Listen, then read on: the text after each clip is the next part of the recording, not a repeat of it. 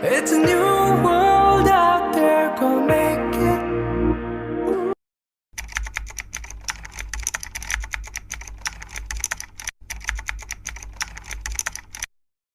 മധ്യപ്രദേശിലെ ഏറ്റവും വലിയ റെയിൽവേ ജംഗ്ഷനായ ഇറ്റാസിയാണിത്. വെസ്റ്റ് സെൻട്രൽ റെയിൽവേയിലെ ഭോപ്പാൽ ഡിവിഷനിലാണ് ഇറ്റാസി ഉൾപ്പെടുന്നത്. ഭാരതത്തിലെ പ്രധാനപ്പെട്ട നഗരങ്ങളെ പരസ്പരം ബന്ധിപ്പിക്കുന്ന ഒട്ടനവധി ട്രെയിൻ സർവീസുകൾ ഇതുവഴി കടന്നു പോകുന്നുണ്ട്. മുംബൈയിൽ നിന്ന് കൊൽക്കത്തയിലേക്കും ഡൽഹിയിൽ നിന്ന് ചെന്നൈയിലേക്കുമൊക്കെയുള്ള ട്രെയിൻ സർവീസുകൾ ഇതിൽ ഉൾപ്പെടും. എന്നാൽ വൃത്തിയുടെയും സൗകര്യങ്ങളുടെയും കാര്യത്തിൽ ഇറ്റാസി റെയിൽവേ സ്റ്റേഷൻ നിരാശപ്പെടുത്തി. ഒരാഴ്ച നീണ്ട കാശി അയോധ്യ യാത്ര കഴിഞ്ഞുള്ള മടക്കയാത്രയിലാണ് ഇവിടെ എത്തിയത്. യാത്രയിലുടനീളം പല സംസ്ഥാനങ്ങളിലൂടെയും കടന്നു പോയപ്പോൾ കുറേ റെയിൽവേ സ്റ്റേഷനുകളിലെല്ലാം നവീകരണ പ്രവർത്തനങ്ങൾ നടക്കുന്നത് കണ്ടിരുന്നു. അമൃത് ഭാരത് സ്റ്റേഷൻ പദ്ധതിയുടെ ഭാഗമായി നവീകരിക്കപ്പെട്ടപ്പോൾ റെയിൽവേ സ്റ്റേഷനുകളുടെ മുഖച്ഛായയും സൗകര്യങ്ങളും തന്നെ മാറിയതായി അനുഭവപ്പെട്ടിരുന്നു. ഇറ്റാസിയും അതിലുൾപ്പെട്ടതുകൊണ്ട് നവീകരണ പ്രവർത്തനങ്ങൾ കഴിയുമ്പോൾ വൃത്തിയുടെയും സൗകര്യത്തിൻ്റെയും കാര്യത്തിൽ മാറ്റം വന്നേക്കാം. റൂം അന്വേഷിച്ച് പുറത്തേക്കിറങ്ങി റെയിൽവേ സ്റ്റേഷനോട് ചേർന്ന് കിടക്കുന്ന വഴിയരികിലൂടെ നടന്നു. നേരെ ചെന്നെത്തിയത് കുഞ്ഞു കുഞ്ഞു കടകൾ തിങ്ങി നിറഞ്ഞ മാർക്കറ്റിലേക്കാണ്. അവിടെയായി കടകളോട് ചേർന്ന് ലോഡ്ജുകളുടെയും ഹോട്ടലുകളുടെയും ബോർഡുകൾ കണ്ടെങ്കിലും കയറി നോക്കാൻ എന്തുകൊണ്ടോ തോന്നിയില്ല.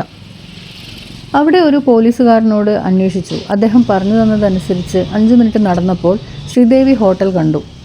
റൂമെടുത്ത് ഫ്രഷ് ആയ ശേഷം പതുക്കെ പുറത്തേക്ക് ഇറങ്ങി.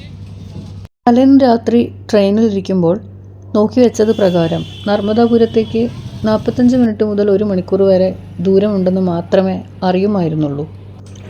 വഴി അറിയില്ലെങ്കിലും ചോദിച്ച് പോകാമെന്നും പറഞ്ഞ് ഇറ്റാസി മാർക്കറ്റിലൂടെ നടന്ന് ബസ് സ്റ്റാൻഡിലെത്തി. പ്രൈവറ്റ് സർവീസുകൾ മാത്രമേ കണ്ടുള്ളൂ. ഹോഷംഗാബാദ് വഴി ഭോപ്പാലിലേക്ക് പോകുന്ന ആദ്യത്തെ ബസ്സിൽ തന്നെ കയറി പറ്റി. 40 രൂപയാണ് ടിക്കറ്റ് ചാർജ്. നമുക്കറിയാത്ത ഒരു നാട്ടിൽ പോയി ആ നാട്ടുകാരുടെ കൂടെ ഒരു ബസ് യാത്ര എന്ന് പറയുമ്പോൾ എപ്പോഴും ഒരു പ്രത്യേക അനുഭവമാണ്. അറിയാത്ത ഭാഷയും ജീവിത രീതികളുമൊക്കെ കണ്ടും മനസ്സിലാക്കിയും ആസ്വദിച്ചും 45 മിനിറ്റ് നീണ്ട യാത്രയ്ക്കൊടുവിൽ ഹോഷംഗാബാദിലെത്തി.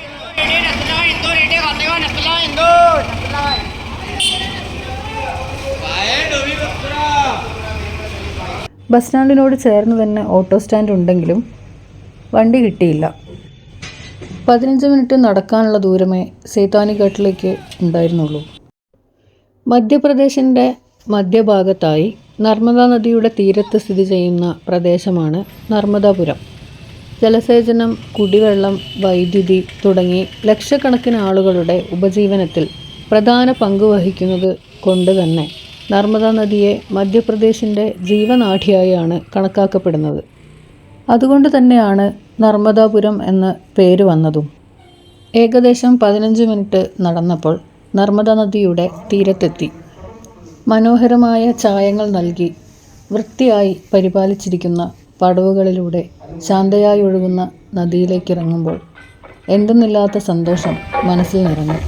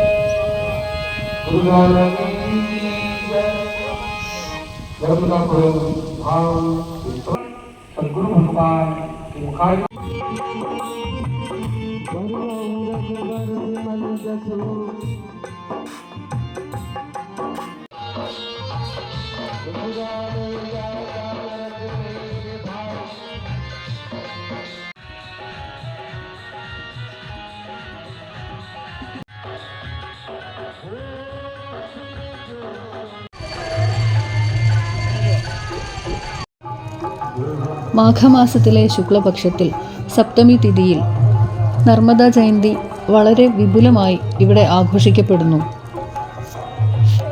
ആധ്യാത്മികമായും സാംസ്കാരികമായും പാരിസ്ഥിതികമായും നർമ്മദാ നദിക്കുള്ള പ്രാധാന്യം ഉൾക്കൊണ്ട് നർമ്മദാ നദി ഭൂമിയിലുണ്ടായതിൻ്റെ സ്മരണാർത്ഥമായാണത്രേ നർമ്മദാ ജയന്തി ആഘോഷങ്ങൾ സംഘടിപ്പിക്കുന്നത്. വ്രതാനുഷ്ഠാനങ്ങളോടെ നർമ്മദാ സ്നാനവും മഹാ ആരതിയും സമൂഹ സദ്യയും ഒക്കെ ആഘോഷത്തിൻ്റെ ഭാഗമായി നടത്തപ്പെടുന്നു. ആയിരക്കണക്കിന് ദീപങ്ങൾ നദിയിലൊഴുക്കുന്ന കാഴ്ച കാണേണ്ടത് തന്നെയാണെന്ന് അനുഭവസ്ഥർ പറയുന്നു.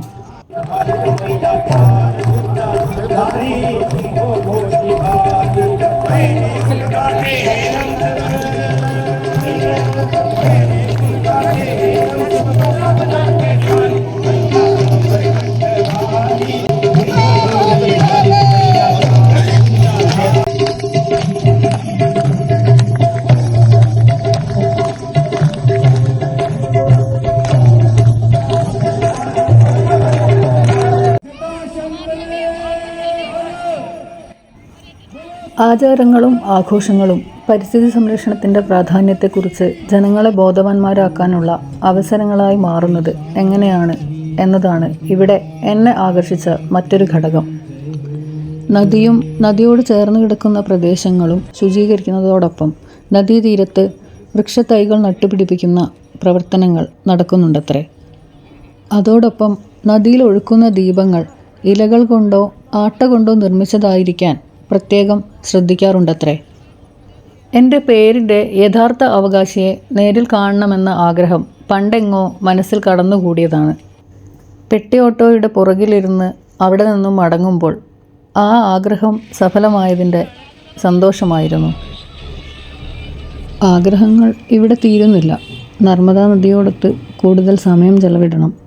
സഞ്ചരിച്ച വഴികൾ പിന്തുടർന്ന് ചുറ്റിപ്പറ്റിയുള്ള സംഭവങ്ങൾ, അനുഭവങ്ങൾ, കഥകൾ എല്ലാം കേൾക്കണം, കാണണം, അനുഭവിച്ചറിയണം.